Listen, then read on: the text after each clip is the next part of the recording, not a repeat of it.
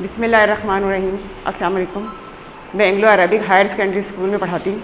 میرا مضمون اسلامیات ہے۔ میں آج آپ کو سورہ انفال کا رکوع نمبر 1 کا لفظی و بامحاورہ ترجمہ پڑھاؤں گی۔ سورہ انفال شروع کرنے سے پہلے اس کے بارے میں جاننا ضروری ہے۔ سورہ انفال میں کل آیات کی تعداد 75 ہے، رکوع کی تعداد 10 ہے۔ یہ صورت پارہ نمبر 9-10 میں موجود ہے۔ سورہ انفال ایک مدنی صورت ہے کیونکہ یہ مدینہ میں نازل ہوئی۔ ترتیب نزولی کے لحاظ سے اس کا نمبر 88 ہے اور ترتیب توقیفی کے لحاظ سے سورہ انفال کا نمبر 8 ہے، یعنی قرآن پاک میں صورتوں کی تعداد کے لحاظ سے 8واں نمبر ہے۔ قرآن مجید میں ٹوٹل صورتوں کی تعداد 114 ہے۔ اس صورت میں غزوہ بدر کا ذکر ہے جو اسلام کی پہلی جنگ تھی۔ غزوہ بدر 17 رمضان 2 ہجری کو پیش آیا۔ اس غزوہ میں مسلمانوں کی تعداد 313 تھی، جس میں 14 مسلمان شہید ہوئے، اور کافروں کی تعداد جو ہے وہ 1000 تھی، جس میں سے 70 قتل ہوئے اور 70 کافر جو ہے وہ قیدی بنا لیے گئے۔ اس غزوہ میں کافروں کے پاس 100 گھوڑے اور 600 زرہیں تھیں، مسلمانوں کے پاس 2 گھوڑے اور 70 اونٹ تھے۔ کم تعداد اور مختصر اسلحہ کے باوجود اللہ تعالیٰ نے مسلمانوں کو فتح نصیب کی اور کافروں کو شکست کا سامنا کرنا پڑا۔ یہ سورہ انفال کا تعارف ہے۔ اب آ جائیں پیج نمبر 7 پر۔ سورہ انفال کے رکوع نمبر 1۔ اس میں آیات کی تعداد 1 سے 10 ہے۔ بسم اللہ الرحمن الرحیم۔ یسألو سوال کرتے ہیں یا دریافت کرتے ہیں یا پوچھتے ہیں، نکا آپ صلی اللہ علیہ وسلم سے، آنی بارے میں، انفال مال غنیمت۔ انفال جو ہے نفل کی جمع ہے جس کا مطلب ہے مال غنیمت۔ مال غنیمت وہ مال ہوتا ہے جو جنگ کے بعد کافروں سے حاصل کیا جاتا ہے۔ اب محاورہ ترجمہ اس کا یہ ہے کہ اے محمد صلی اللہ علیہ وسلم، مجاہد لوگ آپ سے مال غنیمت کے بارے میں دریافت کرتے ہیں۔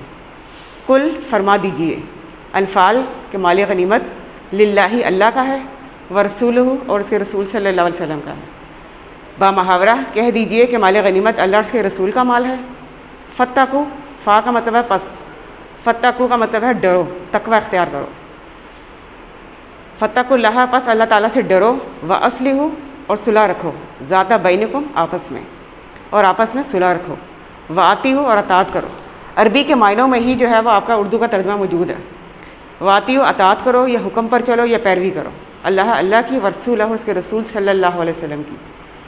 ان اگر تم مومن ہو، مومنین ایمان والے، اگر تم ایمان رکھتے ہو تو اللہ اس کے رسول کے حکم کے مطابق چلو۔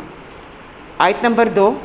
انما یقیناً، مومنون مومن، الذین وہ لوگ ہیں، اذا جب، ذکرہ ذکر کیا جاتا ہے، اللہ کا، کہ مومن تو وہ ہیں جب اللہ کا ذکر کیا جاتا ہے، واجلت تو ڈر جاتے ہیں، قلوبہم ان کے دل، واذا اور جب تلیت تلاوت کی جاتی ہیں، علیہم ان کے سامنے، کہ مومن تو وہ ہیں جب اللہ کا ذکر کیا جاتا ہے تو ان کے دل ڈر جاتے ہیں، اور جب ان کے سامنے آیات کی تلاوت کی جاتی ہے، زادتہم تو بڑھ جاتا ہے، ایمان ان کا ایمان، تو جب ان کے سامنے آیات کی تلاوت کی جاتی ہے تو ان کا ایمان اور بڑھ جاتا ہے۔ وا اور اللہ پر، ربہم اپنے رب کے، یتوکلون توکل کرتے ہیں یا بھروسہ کرتے ہیں۔ جیسا کہ میں نے آپ کو بتایا کہ عربی میں ہی جو ہے وہ اردو کا ترجمہ موجود ہے، یتوکلون توکل کرتے ہیں یا بھروسہ کرتے ہیں، اور وہ اپنے رب پر بھروسہ کرتے ہیں۔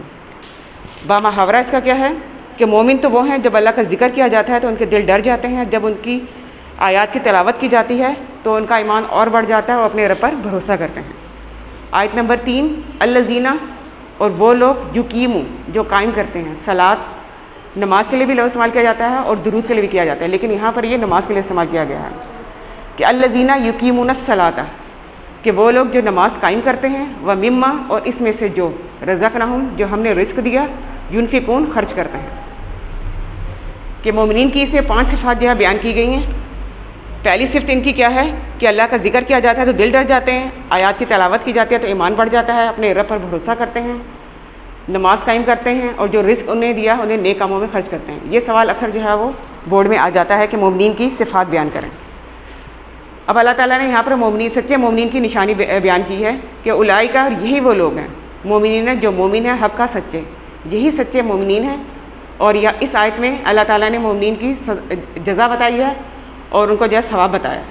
لہم ان کے لیے درجات بڑے بڑے درجے ہیں، یہ مرتبے ہیں، عند ربہم اپنے رب کے ہاں، و مغفرات اور بخشش ہے، و رزق کریم اور عزت کی روزی ہے. کہ سچے مومن وہ ہیں جن ان کے لیے ان کے رب کے ہاں بڑے بڑے مرتبے ہیں، درجے ہیں، بخشش ہے، مغفرت ہے اور عزت کی روزی، یعنی کہ جنت کے پھل ہیں اور جنت کے جو ہے میوہ ہیں ان کے لیے.